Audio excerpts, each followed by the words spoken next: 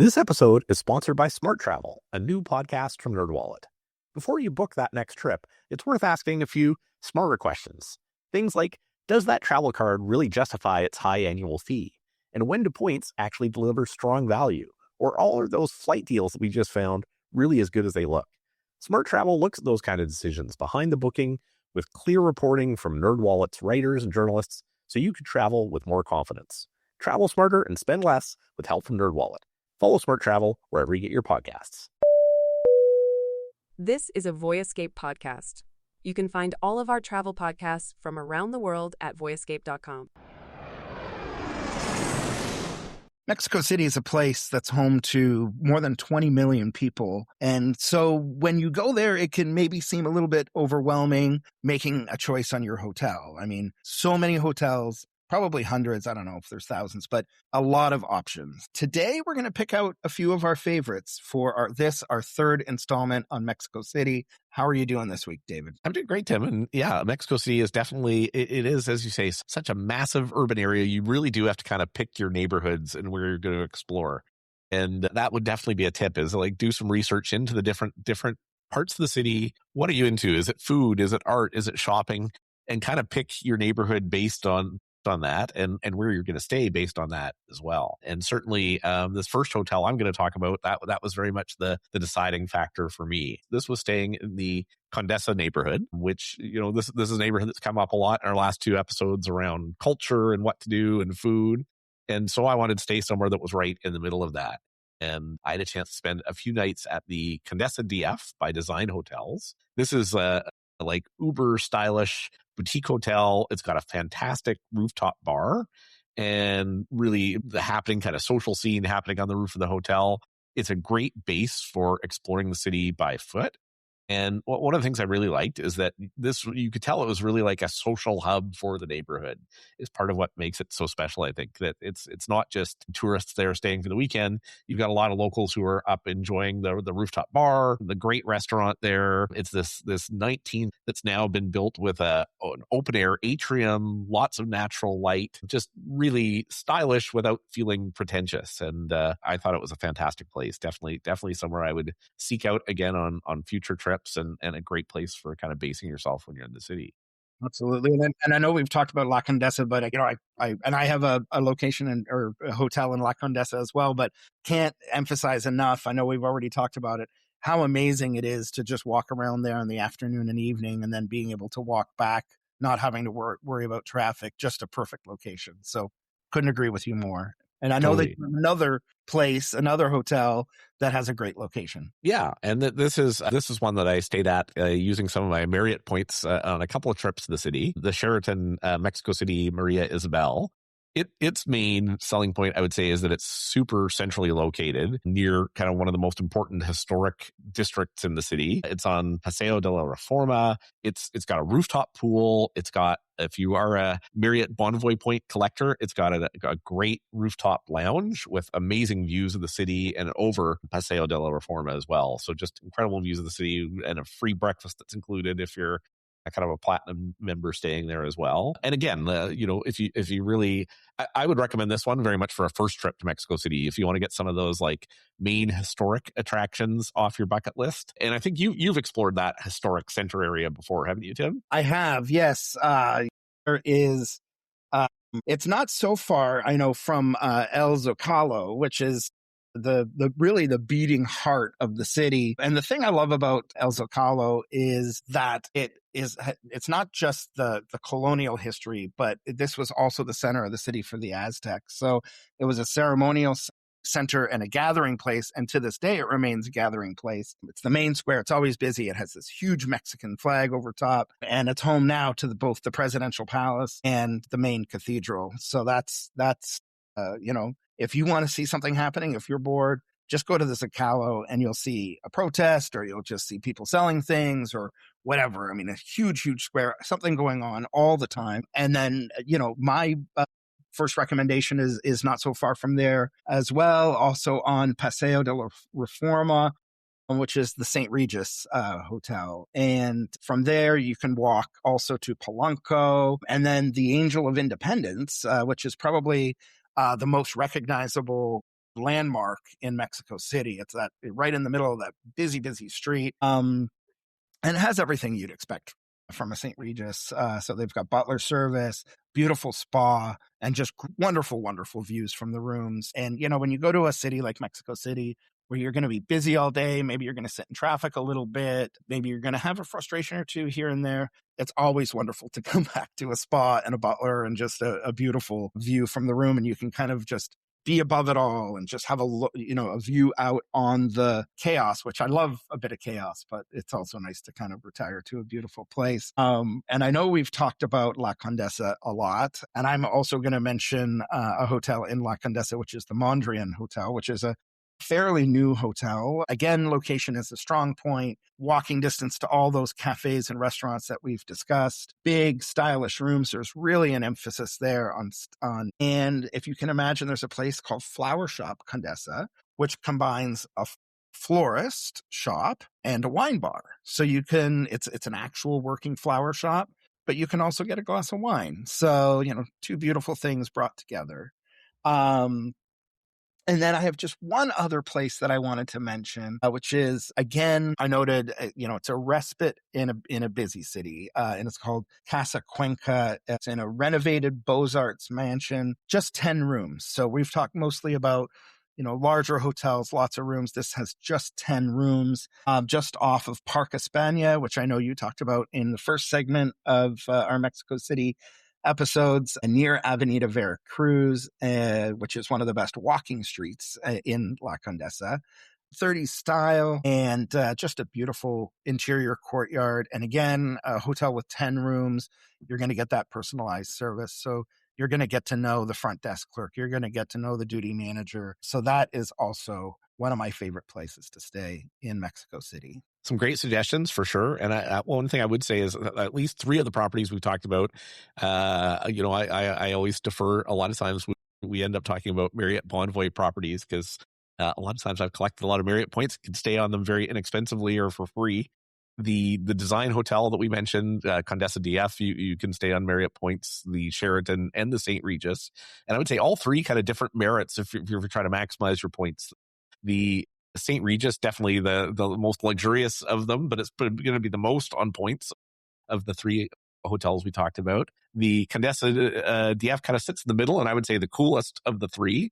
There's about 3 design hotels throughout the city, 3 or 4 design hotels. They're all, famous architects or famous artists who have really driven the design of those individual hotels. They're all really unique. And for a big chain like Marriott to have those design properties are the really kind of unique and boutique style ones. So if that's what you're into, that would be the merits there. If you're just looking for like best price on points and best value, that's where I would say the Sheraton Mexico City stands out. It's a bit older property, but it's so well located. The rooftop lounge, the rooftop pool are really good if you've got a platinum status there. You get a great free breakfast with a view over some of the most historic parts of the city, and it's really cheap on Marriott Bonvoy points. So that would be the merits on that one. Absolutely. And I know you usually mention Marriott. I'm going to mention Hyatt. There are some very good Hyatt properties in Mexico City, a couple of very solid Hyatt Regencies and a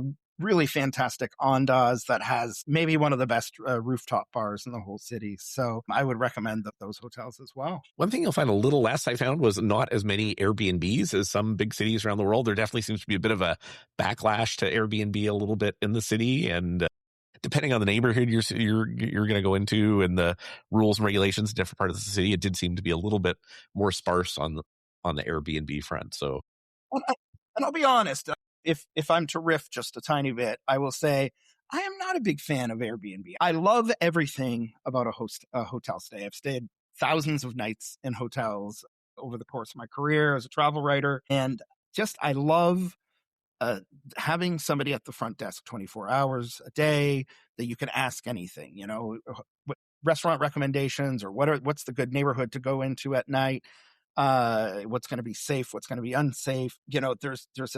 So I love having that staff. I do love having butler service, and it's not like every single place I stay has butler service, but having turn down service, having even that thing, that stand that they put in your room that you can put your suitcase on. I love that. I love that. I don't have to put my suitcase on the ground. I love having cable TV. Usually, they have all of these things that come as standard amenities. And if something doesn't work, let's be honest, if there's some sort of plumbing problem, if there's some problem with the air conditioner, you don't have to pick up the phone and call a number. You just call down to the front desk, and magically 5 or 10 minutes later, somebody appears and fixes it, and you're good to go. Maybe it's because I travel solo a lot, just having somebody there to respond to questions or concerns or fix an issue. I don't know. I love hotels. I'm going to take a bit of the contradictory view there. I guess I hear you, and I can see your perspective on that. But I would say, I find if I'm staying more than 3 nights, I would way rather be in an Airbnb than a hotel. I find like once you're staying more than 3 nights in a city, I want to have a full kitchen. I want to be able to experience local cuisine and culture. I want to be immersed in a local neighborhood. I find some of the Airbnb hosts sometimes are tremendous in terms of like giving you local tips and helping you get immersed in the city. So I tend to find for short stays, I find usually the economics don't make sense for an Airbnb, because once you pay the cleaning fee and the Airbnb fees and stuff for a 1-night stay or 2-night stay, it usually doesn't work out.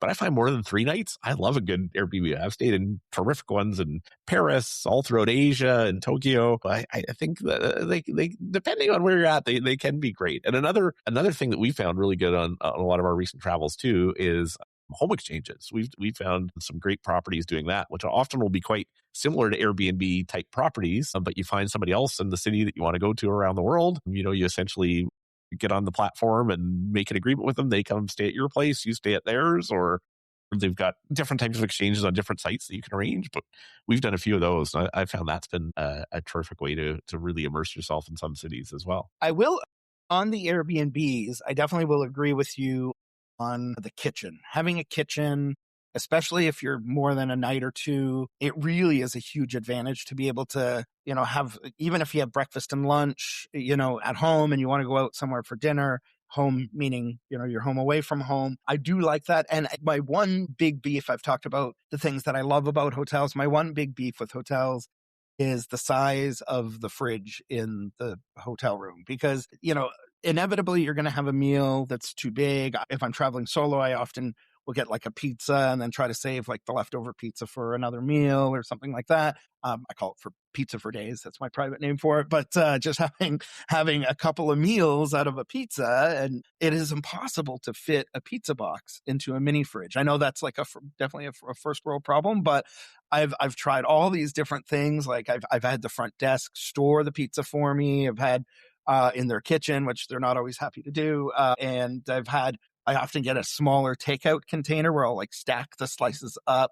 But again, that's not like an ideal thing because, your pizza kind of sticks together or whatever. So I do really enjoy, still a hotel, but a hotel that, those condo style hotels or just one that has a larger kitchen. I think that's just a huge advantage because, when you travel a lot, you do get tired of, eating every meal out and taking the time and feeling the pressure to go out, especially for breakfast. For me, I'm not a big breakfast person. I'm happy with a yogurt and a banana and a cup of coffee for breakfast.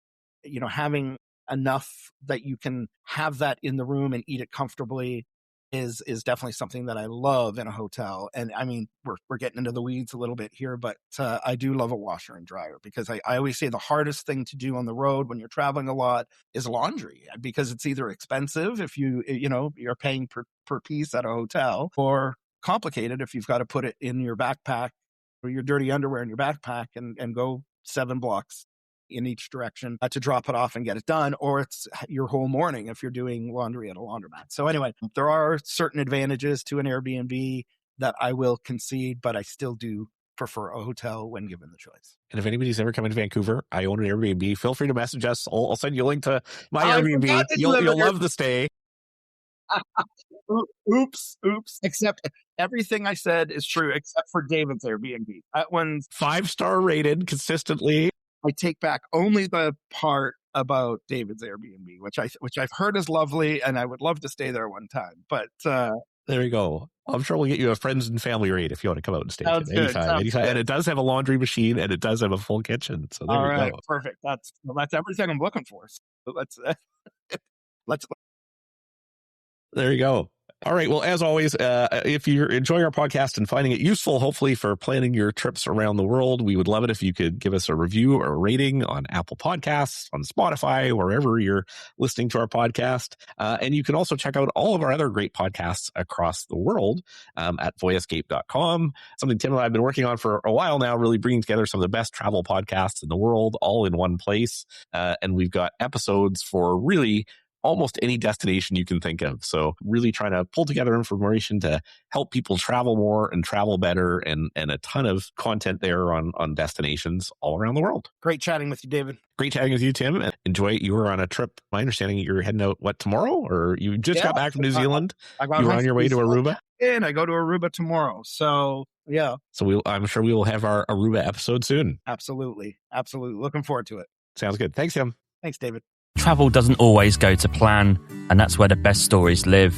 Welcome to the Winging It Travel podcast, where you don't just hear about travel, you feel it. I'm James Hammond, and I'm podcasting my own journeys from the road, sharing immersive soundscape episodes that drop you right into the moment, from busy streets to remote mountains. Along the way, I sit down with local people and fellow travelers to tell honest stories about life, culture, and chase an adventure beyond the routine. No filters, no fake perfection, just stories to tell, tips to share, and experiences to inspire. Search Winging It Travel Podcast on any podcast app, and let's wing it. Hi, I'm Mike Siegel, and man, oh man, do I love talking about travel. You think I'd get enough of it touring the world as a stand-up comedian, or just going off on my own personal adventures around the world? No, when I get home, I still have to talk about it. That's how much I love travel. So every week I sit down with a friend, a travel expert, influencer, expat, or anyone from any walk of life who shares my passion for travel. So if you want to hear a fun, casual, off-the-cuff chat about travel from people who love it, listen to the Travel Tales podcast with me, Mike Siegel, wherever you get your podcasts.